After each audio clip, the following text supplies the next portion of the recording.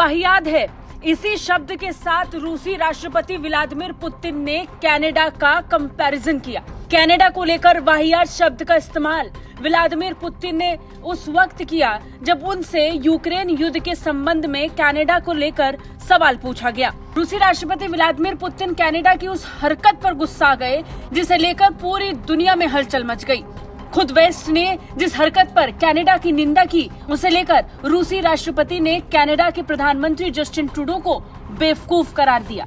रूसी राष्ट्रपति Vladimir Putin ने कनाडा के पूर्व संसद अध्यक्ष को बेवकूफ कहा और यूक्रेन के राष्ट्रपति जेलेंस्की पर भी तंज कस दिया। दरअसल पूर्व स्पीकर एंथोनी रूटा ने दूसरे विश्व युद्ध के दौरान हिटलर की नाजी सेना की ओर से लड़ने वाले व्यक्ति को कनाडा की संसद में सम्मानित किया था। क्योंकि किसी व्यक्ति को जिम्मेदारी लेनी थी तो पूरी जिम्मेदारी एंथोनी रूटा पर आ गई, लेकिन जिम्मेदार पूरा कनाडाई सरकार और कनाडाई संसद है, जहां पर ये पूरा घटनाक्रम घटा। दुनिया भर में इसकी आलोचना हुई तो हाउस ऑफ कॉमन्स के अध्यक्ष रोटा को अपने पद से इस्तीफा देना पड़ गया और प्रधानमंत्री जस्टिन ट्रूडो को इसे लेकर माफी मांगनी पड़ी। इस पर पुतिन ने कहा, अगर कनाडाई संसद के स्पीकर कहते हैं कि द्विपक्षीय विश्व युद्ध के दौरान इस कनाडाई यूक्रेनी या यूक्रेनी कनाडाई नाजी ने रूसियों के खिलाफ लड़ाई लड़ी थी, तो वो ये समझे बिना नहीं रह सकते कि वो हिटलर की तरफ से लड़े थे।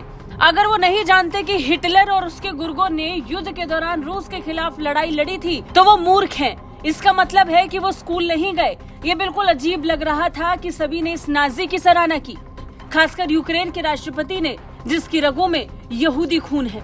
पुतिन ने अपने बयान में बेहद गुस्से के साथ जस्टिन ट्रूडो की सरकार को संबोधित किया। कनाडा की संसद में जो कुछ हुआ उसे लेकर रूस ने भारी आपत्ति जताई।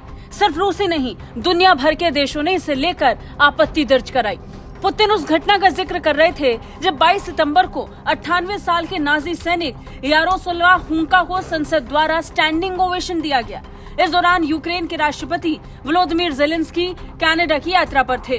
जेलेंस्की की संसद यात्रा के दौरान संसद अध्यक्ष एंथोनी रूटा ने अपने जिले के एक बुजुर्ग यूक्रेनी प्रवासी यारोस्लाव हुंका को नायक के रूप में सम्मानित किया। इस पर सभी ने खड़े होकर तालियां बजाई। हालांकि रूटा को जब ये पता चला कि हुंका ने हिटलर की सेना की तरफ से रूस के खिलाफ लड़ाई लड़ी थी, तो उन्होंने इसके लिए न सिर्फ माफी मांगी बल्कि संसद के स्पीकर के तौर पर इस्तीफा भी दे दिया। ब्यूरो रिपोर्ट, भारत तक।